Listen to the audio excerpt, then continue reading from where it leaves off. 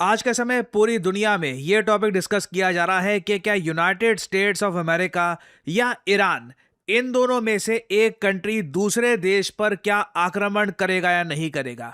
जो संकेत मिल रहे हैं इससे साफ लग रहा है कि टेंशन्स ऑल टाइम हाई पे है और कहीं से भी एक गलत स्टेप किसी कंट्री ने ले लिया तो उसका इम्पैक्ट पूरे रीजन पर महसूस किया जाएगा। भारत ने ऑलरेडी अपने नागरिकों को यह कह दिया है कि लीव ईरान, ईरान से निकल जाइए, क्योंकि इससे पहले आपको याद होगा जब इजराइल और यूएस ने ईरान की बॉम्बिंग करी थी तो हजारों लोग ईरान में मारे गए थे।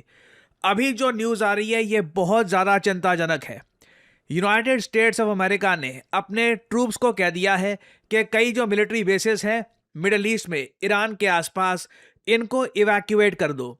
यूजुअली यूएस ऐसा तभी करता है जब इनको पता है कि या तो ईरान एक बड़ा अटैक कर सकता है, प्रीएम्प्टिव अटैक, या फिर यूएस को पता है कि ये ईरान पर इतना बड़ा आक्रमण कर सकते हैं कि ईरान उसके रिस्पॉन्स में अमेरिकन सोल्जर्स को टारगेट करने का प्रयास करेगा। एक्चुअली ईरान ये बात बोल भी चुका है कि अगर इन पर अटैक होता है तो ये इजराइल और यूएस के जो मिलिट्री बेसिस हैं उन पर अटैक करेंगे।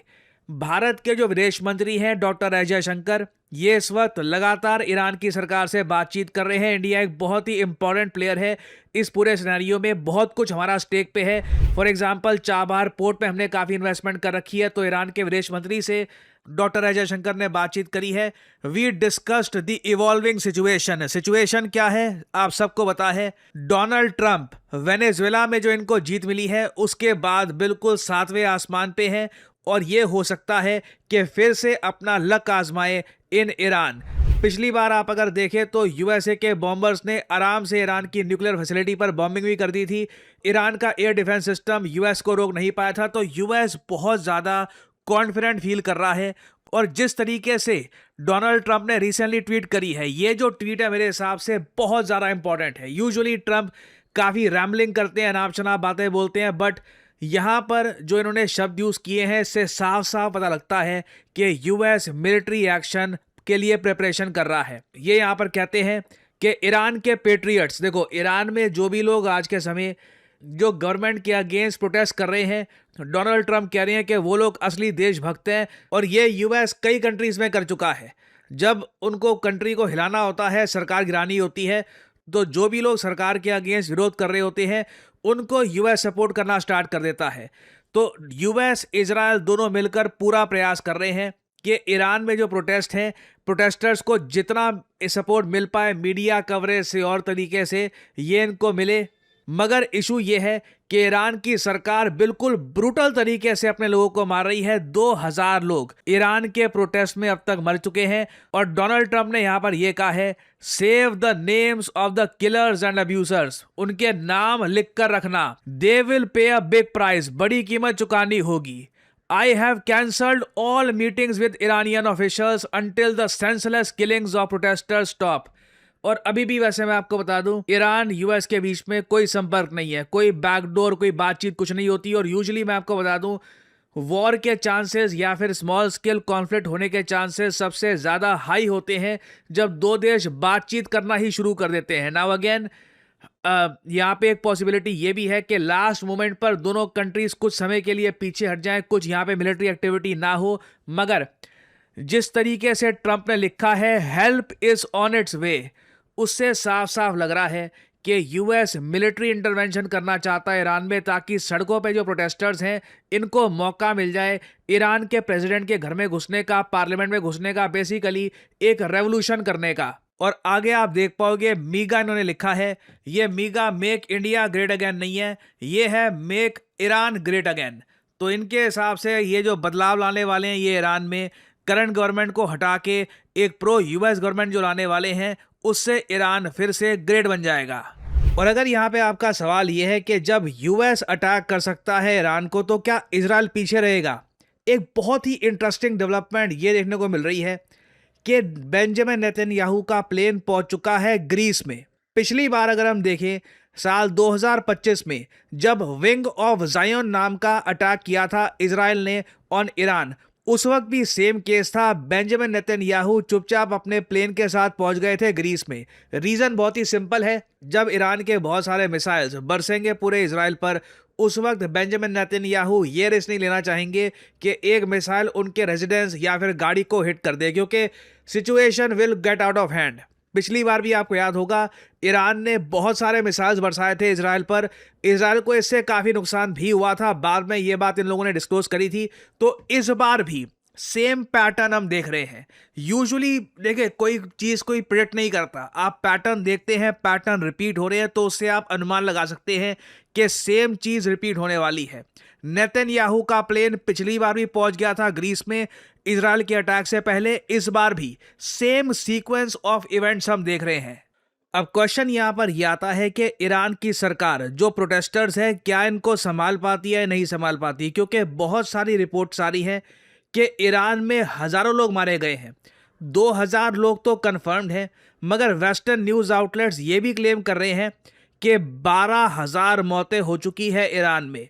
ईरान की सरकार ने ब्रूटल क्रैकडाउन किया है। जो लोग ईरान की सरकार का विरोध कर रहे थे उनको मार दिया गया है, कई लोग गायब हो गए हैं। कई वीडियो सामने आई हैं जहां पर दिखाया गया है कि बहुत सारी डेड बॉडीज मिली है प्रोटेस्टर्स की। यहाँ पे आप देख पाओगे कुछ लोग ये भी क्लेम कर रहे हैं कि 20,000 लोग मारे गए हैं ईरान में पिछले कुछ दिनों में। इतने सारे प्रोटेस्टर्स थे, सरकार ने सबको कुचल दिया है। नाउ अगर जेन्युइनली ये बात सही है तो इसके दो रिएक्शन हो सकते हैं।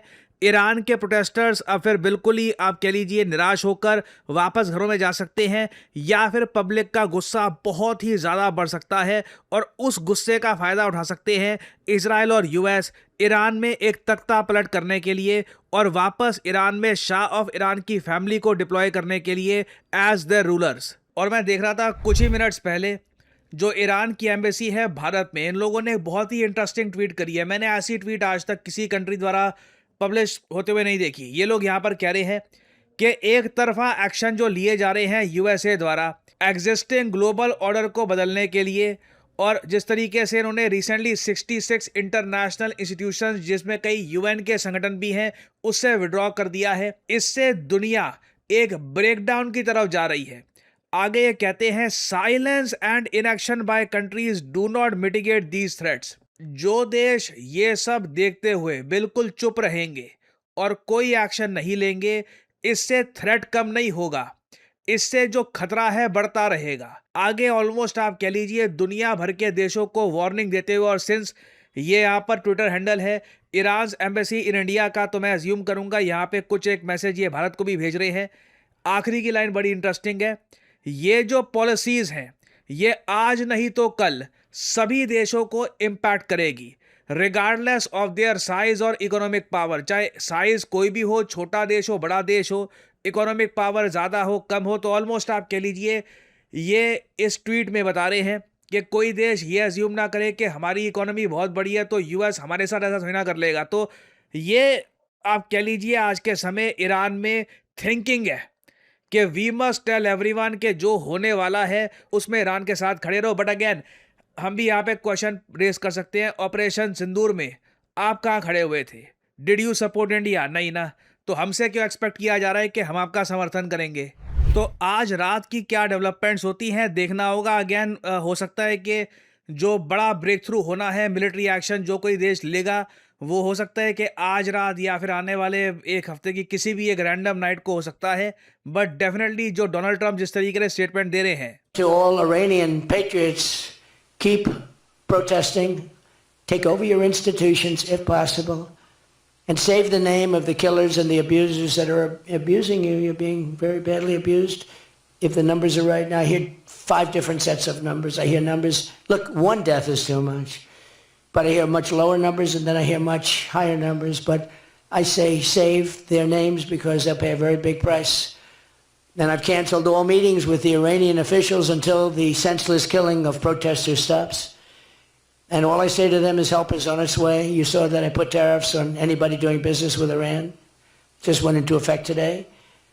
And I say make Iran great again. You know, it was a great country until these monsters came in and took it over. यहाँ पे कह रहे हैं कि ईरान की करंट जो लीडर हैं ये मॉन्स्टर्स हैं, शैतान हैं, और बस मेक ईरान ग्रेट अगेन इनको करना है।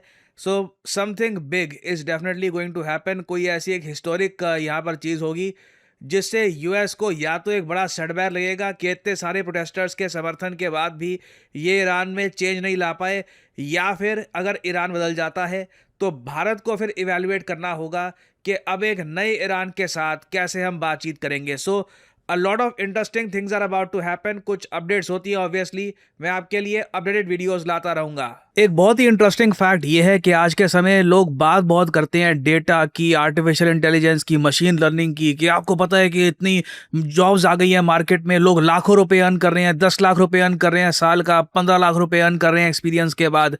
बट रियलिटी ये है 95% इन लोगों को पता भी नहीं है कि डेटा में, मशीन लर्निंग में, एआई में करियर बिल्ड करते कैसे हैं। How do you even start? क्योंकि इसका रोड मैप आसानी से अवेलेबल है नहीं। बट करियर 247 में हमने ये संकल्प लिया है कि हम भारत के यूथ को प्रॉपरली स्किल करेंगे। आपको बताया जाएगा कि किस तरीके से डेटा साइंस की दुनिया में अपना करियर बिल्डअप करना है, कैसे अपना रेज्यूमे आपको तैयार करना है, कैसे कंपनीज को अप्रोच करना है। और आप अगर वैसे ये जानना चाहते हैं कि ये कोर्स करने के बाद आपकी करियर की ट्रैजेक्टरी कैसी हो सकती है, आपके पास ये कोर्स कंप्लीट करने के बाद ऑप्शन होगा कि आप एक जूनियर डेटा साइंटिस्ट बन सकते हैं। नाउ फ्रैंकली मैं आपको बताऊं, जूनियर डेटा साइंटिस्ट की अगर सैलरी की मैं बात करूं तो साल के 4 से लेकर 7 लाख रुपए वो अर्न करता है पहले 1 से लेकर 2 सालों में। एक बार आपके पास 2 से 3 साल का वर्क एक्सपीरियंस आ गया तो उसके बाद सीधा 7 to 9 लाख या फिर उसके बियॉन्ड भी आपकी सैलरी हो सकती है। शुरुआत होगी आपके करियर की as a junior data scientist, senior data scientist and so on. ये है आज के ज़माने की न्यू एज जॉब्स। ये जॉब्स ना सिर्फ भारत में, यूएस में, यूरोप में, हर जगह अवेलेबल है। अगर आप एक अच्छे डेटा साइंटिस्ट है, दुनिया में हर जगह हर कंपनी आपको वेलकम करेगी, हर जगह आपके लिए वैकेंसीज ओपन है if you are good at your job.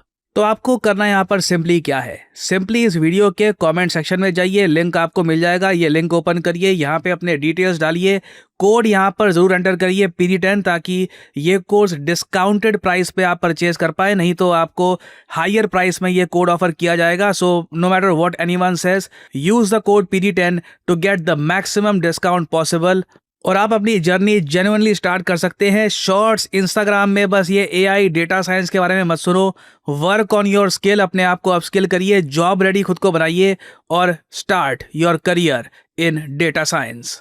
और इसी नोट के साथ ये है वीडियो का अंत। Thank you for listening and as I always say, may the gods watch over you.